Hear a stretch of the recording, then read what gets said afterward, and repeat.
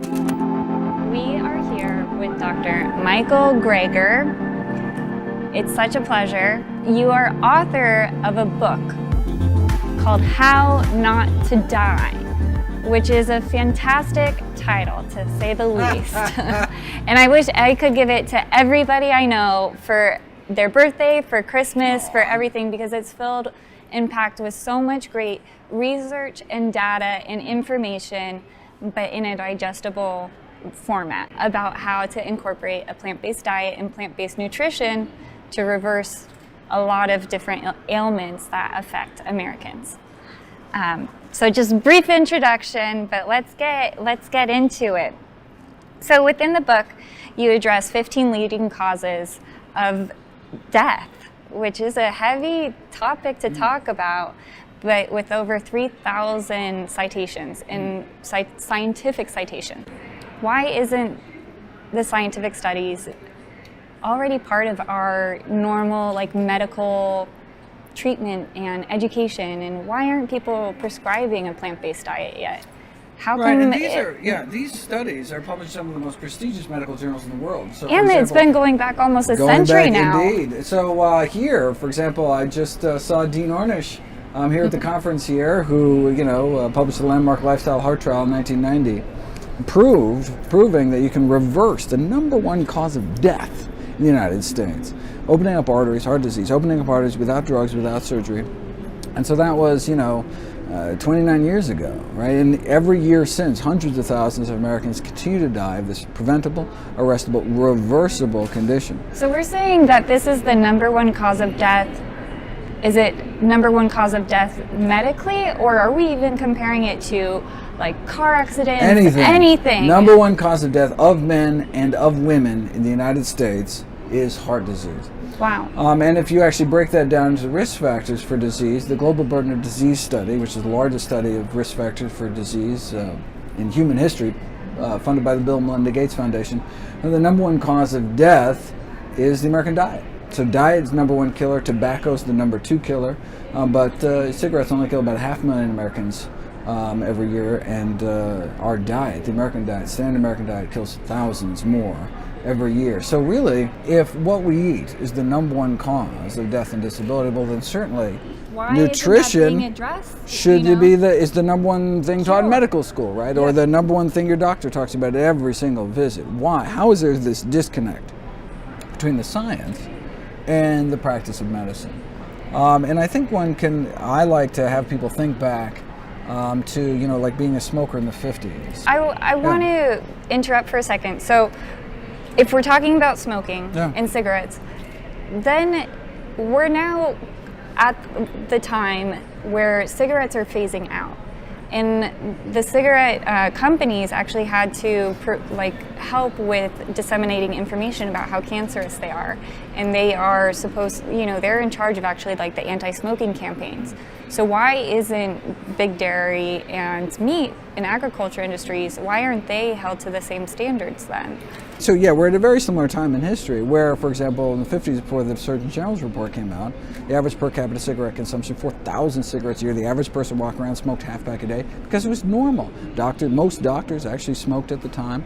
And so even though we had decades of science proving that smoking is associated with lung cancer, still it wasn't recognized. The media was telling people to smoke. The American Medical Association saying smoking moderation is perfectly fine. And so it was just normal. So that's how it was able to continue, because it was just normal. Just like today, most doctors continue to eat foods that are contributing to our epidemics of dietary disease. We, the collective we of Americans, I think really grow up where you have eggs for breakfast, you maybe have a sandwich for lunch, which is a cheese and deli slice, and then for dinner you're going home and having chicken or steak or something like that. So it's really 3 meals a day you're consuming meat and dairy. And so it's normal. And so even though, for example, the deli meat you mentioned, that's processed meat. It's a Category 1 carcinogen according to the IARC, the official body. A Category 1 carcinogen. So that's the international. So the that IARC. Sounds scary. So the World Health Organization has as a body, a scientific body that determines what does and does not cause cancer. And it's classed into different categories as to how sure we are whether something caused cancer. And to the highest level is a group 1 or category 1 carcinogen. So that's like plutonium, cigarette smoke, and processed meat. Bacon, ham, hot dogs, lunch meat. We are as sure that those cause cancer in human beings than we are that tobacco smoke causes cancer in human beings. Yet we continue to give processed meats to kids at school. We continue to. Yeah, I was just going to say, how is it legal then for hot dogs and processed foods to be handed out in public institutions, and especially to our children when it's totally illegal to sell cigarettes to anybody under the age of 18. But the science is in. It's just a matter of getting this out into the public, and that's why I'm so excited that you're doing what you're doing. And so, it's just like, back in the 50s when everybody smoked and we had the science there. What would you be doing as a public health advocate? You'd be telling, look, there's a strong body of evidence showing that smoking really isn't good for you. And someone would say, yeah, but the American Medical Association says it's fine for you or even beneficial for you. How can you, and you said, well, just look at the science. Here's science, just like we had decades of evidence then, proving this relationship between smoking and lung cancer. We have decades of evidence now, randomized controlled trials showing that you can reverse the course of disease in many cases with a plant-based diet and lifestyle. That's really exciting news to hear, and you have such a great resource for helping people really access these, this dense information that seems, kind of almost like as a normal person, hard to understand these medical studies. It seems scary, but nutritionfacts.org makes it simple and easy to break down and understand, taking these studies, showcasing real information and data, and how it helps with preventative care and, like you just mentioned, reversal in a lot of cases. So when we're talking about reversal of ailments, I think in sicknesses, the top ones that are always spoken about when speaking about a plant-based diet is heart disease, type 2 diabetes. What other ailments are there that can be really positively impacted by a plant-based diet? Not just positively impacted, but literally reversed, cured with a healthiness diet and lifestyle. So hypertension, so high blood pressure. 78 million Americans are affected. By age 60, the majority of Americans actually have high blood pressure. But we've known since the 1920s that high blood pressure need not occur given a healthy enough diet and lifestyle. So that's a low sodium diet centered around whole plant foods. You actually reverse very rapidly, in fact, so rapidly. In fact, if you are on blood pressure medications, particularly multiple blood pressure medications, you need to start eating healthier under your physician's supervision because you can rapidly become over-medicated. You can't have normal blood pressure or multiple blood pressure meds. You'll get dizzy, fall over, hurt yourself, right? And so same thing with diabetes. If you are on blood sugar medications, particularly injectable insulin, you need to start eating healthier under the purview of your medical professional so they can wean you off these drugs as when you're treating the cause, the disease goes away. But do oftentimes when you are a patient and you're telling your doctor, hey, I want to get off my meds, I'm now hear this stuff about plant-based diet, I'm going to go vegan, doctors raise an eyebrow and they're like, hold on, don't go there yet. Why are doctors? They just don't know the science. Look, as any doctor will tell you, they just were not taught this in medical school. I went to the school with the most nutrition training at the time, which was 19 hours at Tufts University School of Medicine, because they actually have a nutrition school there. But that's 19 hours out of thousands of hours of preclinical instruction. And it's mostly biochemistry of vitamins, Krebs cycle, that kind of thing. Not clinical nutrition, not using tools like food to actually reverse the course of disease, to treat disease. And so doctors just don't have these tools in their medical toolbox. They just weren't aware of this. And so, a prime funder of both undergraduate and postgraduate medical education is the big pharma. They're not going to tell people how to eat healthier. They're going to tell people how to prescribe drugs. And so, the whole system is set up to support this kind of pills and procedures as opposed to treating the cause of these lifestyle diseases with lifestyle changes. When talking about lifestyle changes, a lot of people, when they are approaching a plant-based diet, they're told that they should be eating beans and legumes, which don't sound sexy when compared to filet mignon. So how can we make beans and legumes sexy? So legumes, beans, split peas, chickpeas, and lentils. Well, I think hummus is pretty sexy, but no. So you need to. A lot of people haven't even tried experimenting. Never had a lentil in their lifetime, and so you don't know how lentils taste unless you give it a try. I mean, who doesn't like nice, silky lentil soup? Come on, lentil soup is sexy. Come on. It can be a little Moroccan style, or it can be done with a French flair. Absolutely. So people just need to experiment and find things that they like to eat. And look, if it wasn't life or death important, right? Then it's like, I like this, I like that. No, but literally, this is one of the most important decisions you can ever make for yourself and your family is what to feed them. And so you need to find ways that you can incorporate into your daily life, make it affordable and convenient and tasty. Just got to keep experimenting. And what I thought you were maybe going to come back with the answer is that beans and legumes have been in the diets around the world that have the most longevity. Sure. So and everybody's all about anti-aging and, is looking for that quick fix. The fountain of youth. Yes, the fountain of youth. Thank you. Everybody wants that quick fix of the fountain of youth. Yeah. Tons of money goes in there. And yet you are saying that diets around the world that incorporate beans and legumes will give you longevity. So the number one dietary predictor of survival of a population is how many beans they eat. So you want to know how long does a population live? It's not how little meat they eat, it's how many legumes they eat. So if you look at the blue zone, so these are areas around the world with the best longevity. So we have centenarians and the largest percentage of people that live over 100 and continue to be active and vital. If you look at all those, what they all have in common is they have a plant-centered diets, but specifically they have some form of legume. So whether it's tofu in the Okinawa Japanese, or whether it's black beans in Costa Rica, or certain areas in Greece, they have some sort, so plant protein is the center, and it's some sort of legume. So yeah, so it's critically important. Mm-hmm. So I recommend in my daily dozen 3 servings of legumes a day. Can you tell me, how do you pack 3 servings of legumes in a day? How about you got 3 meals? So what are you going to do? So beans for breakfast, right? The Brits got it right. But there are actually cultures around the world that eat legumes for breakfast. So in Japan, they have miso soup. In India, they have idli, which is this little lentil cake. And so, yeah, and the Brits have baked beans for breakfast. And so, yeah, even if you're eating oatmeal, you can mash some white beans in your oatmeal. You won't even taste the difference. You won't even know they're there. Getting legumes in 3 times a day, that's really the ideal way to go. Cool. Well, I'm gonna try a little more beans in my breakfast. But excellent. They definitely get the smear that hummus. Gut health. Yeah. It's been like a growing trend over the last year of everybody's talking about gut health. Great. Like, why are people talking about it now? Is that really important? Yeah, What's going on in there? Yeah, how does it affect? There's been a scientific revolution of our understanding of the microbiome.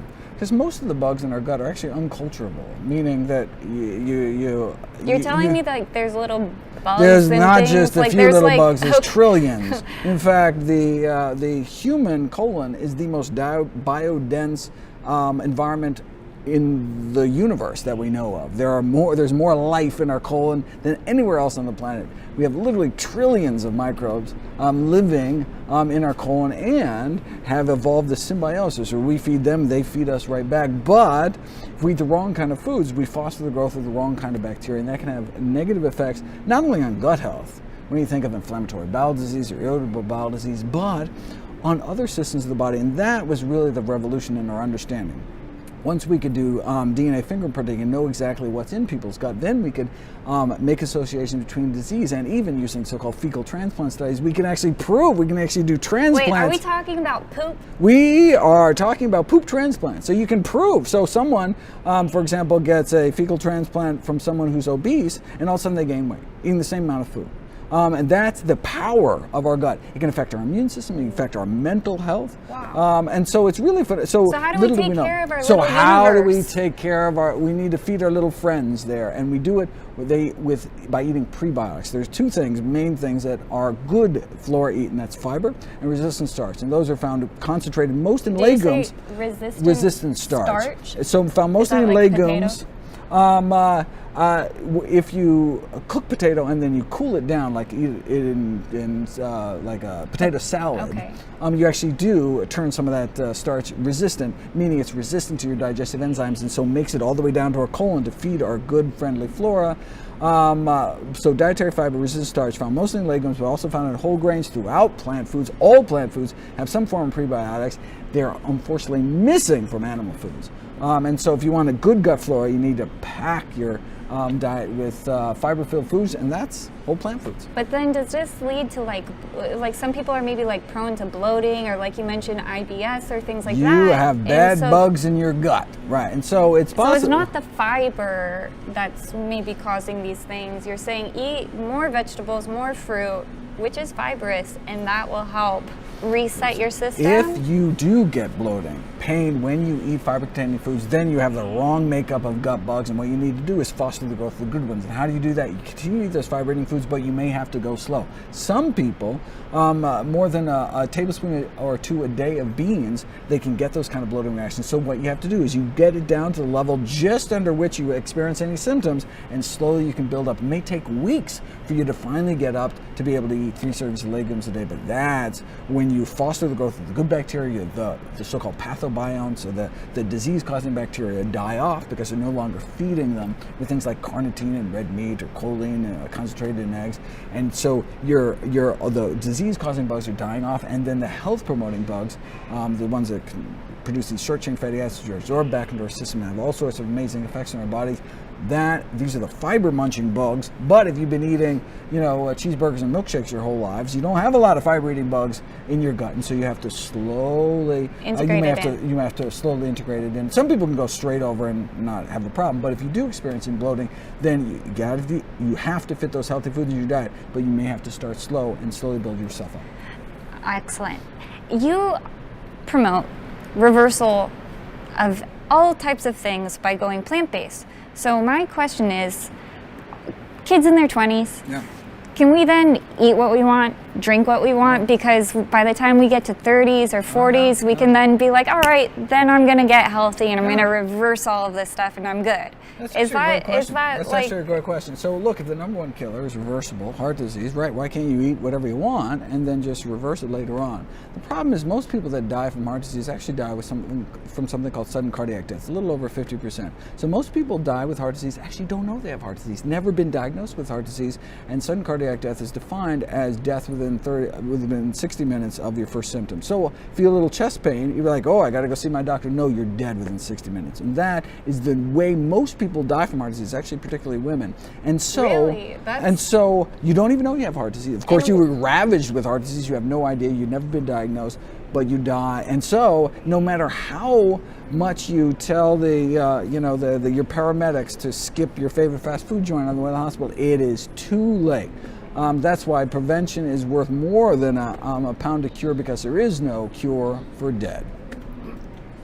I mean, you can't find a little Frankenstein action in there yet? Not yet. Okay. Yes, that's one thing plant-based diets have yet to really work on is zombie reversal. Yeah.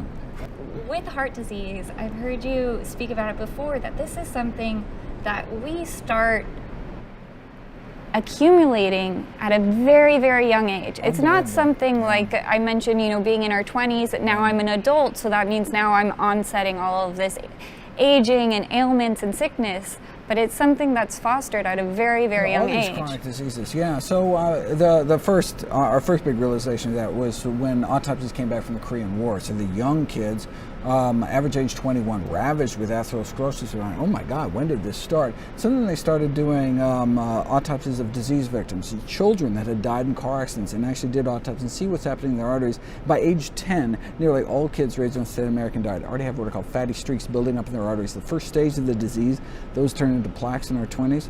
It can get worse in our 30s and then can start killing us off. In our heart, it's called a heart attack. In our brain, the same disease process can cause a stroke. So if there's anyone listening to this over the age of 10, please, it's not enough to be like, oh, maybe I should start eating healthy to reverse to prevent disease. No, you're actually maybe reversing the disease you have, whether you know it or not.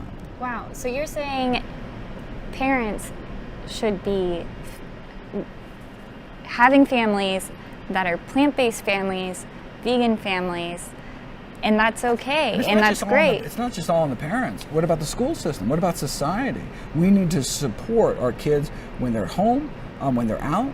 It's really a societal change that needs to take place. Have you, then how do you feel about there's current, over in Europe, I believe in Belgium, the government, and they're using some science, I'm not sure how, it might be a little questionable science, they're having a huge backlash against parents that are raising their kids vegan. And they're saying that they're depleting their children from important nutrition. There's a critical vitamin known as vitamin B12 that's not made by plants. It's not made by animals either. It's made by little microbes that blanket the earth. So we could get all the B12 we needed perhaps in the past drinking out of well water or mountain stream or something, but now we chlorinate the water supply to kill off any bacteria. So don't get a lot of B12 in the water anymore. Don't get a lot of cholera either. That's a good thing. We live in a nice sanitary world.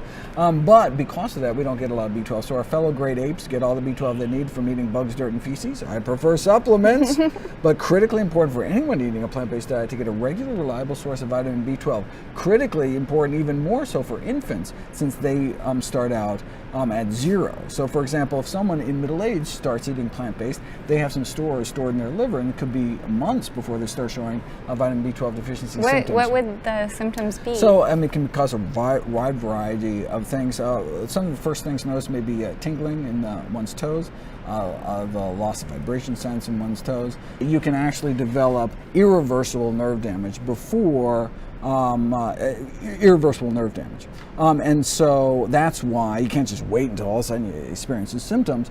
Everybody needs to get a regular, reliable source of vitamin B12. And it doesn't matter if you're an omnivore or a plant-based vegan. Well, everybody needs to get everybody. B12, and so the official body of neurologists suggests everyone over age 50 supplement with vitamin B12 regardless of what they eat, just because your ability to extract B12 from meat and other animal products declines with age. And so those eating plant-based just need to move that age bracket lower, and particularly important for breastfeeding and pregnant moms to ensure vitamin B12. It's 2,500 micrograms cyanical balm, and the cheapest source. Once a week, all the B12 you need costs less than $5 a year, but critically important for anybody. And so you can imagine. So there was a famous case. I'm not familiar with the Belgian case. There was a case in France of a couple that didn't know about B12, or maybe they knew and they didn't act on it, and had an infant die of vitamin B12 deficiency. Oh, wow. And so so you can see what kind of headlines that has. Yeah. So if you care about evidence-based nutrition and you want to, get out there, and that's why it's important that everybody knows about B12 issue, so you can reap all the benefits, but not avoiding the risk. Easy to get at any local pharmacy or Absolutely. grocery store. Going back to Blue Zones, you did a question and Q&A with them. I just want to read a quote or something that you mentioned. Health-wise, it doesn't really matter what we eat on holidays or special occasions. It's our week-to-week choices that make the most difference for our long-term health and longevity. And I think when approaching people about talking to them about going plant-based, they often revert back to, what about my traditions? What am I going to do on the holidays? So am I understanding correctly that as long as you're changing your daily routines, it's okay to participate in those traditions around the holidays, and it's okay to still have a little dabbling in the meat and what's on the table? Our body has a tremendous capacity for repair. All right, and so we have these people that stop eating artery-clogging foods, and within weeks they can get a reversal of this crippling their artery function and improve blood flow. Amazing! Your body wants to be healthy, but you keep stabbing with a fork 3 times a day, and it just can't heal. You keep re-injuring yourself. But as soon as you stop that injury, your body can start healing back. And so it's really the day-to-day stuff that adds up. Now, of course, there's food safety issues, right? You get an attack of salmonella, it could be one little bite, right? Yeah. Once a year, and poof, you could run into food poisoning issues, which can have lifelong consequences in terms of something called reactive arthritis and other things. Okay, but food safety aside, if you have a healthy day-to-day diet, it doesn't matter what you eat in birthdays, holidays, special occasions, it's really the day-to-day stuff that adds up. And so, and that's important, I think, to present to people. For people like, I'm never going to have a pepperoni pizza the rest of my life. They just completely close off. They just but it's like, no, you don't realize there is a spectrum of benefit. And so, for example, the Adventist do study, the largest study of plant-based eaters done to date, show that people, that semi-vegetarians, so-called flexitarians, who eat meat a couple times a month, do better than those who eat meat every day. And those who are those so-called pesco-vegetarians that eat no meat except fish do better. And those who eat no meat at all do even better than pesco-vegetarians. And the vegans, obviously, who don't eat meat, dairy, or eggs, do even better. But it's the spectrum of benefit, such that any movement along the spectrum can accrue significant benefits. Absolutely. And if you look at these blue zones, some of the places that live the longest, so for example, the Okinawa Japanese, the second longest living population, they're only 97% plant-based. Of course, the longest living population in the world are the vegetarian Seventh-day Adventists in Loma Linda, California, don't eat any meat at all. But again, it's this spectrum of benefit. How do you feel then about veganism versus plant-based? Because within veganism, there's a lot of processed foods. Could be, right. Versus a whole food plant-based diet, which is really, just eating your vegetables straight up, eating your grains straight up, versus, now there's all this alternative meat products and things like that. Yeah, as a physician, labels like vegan, vegetarian don't really tell me much, right? So, you go to college campuses and there's vegans living off of french fries and beer, right? Vegan, but you're not particularly health promoting. Whereas someone comes to me and says, I'm on a whole food plant-based diet. Oh, you actually eat vegetables. But now we know what's actually going on, right? So you could have a very healthy vegan diet. You could have a miserable vegan diet. But by definition, a diet centered on whole healthy plant foods is healthy. That's the healthiest things we can possibly put in our bodies. So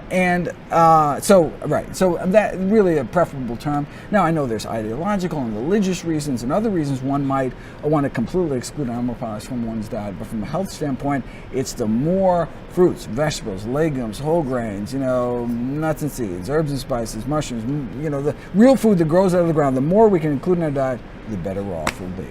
Excellent. Well, thank you so much. It's really a pleasure to meet you.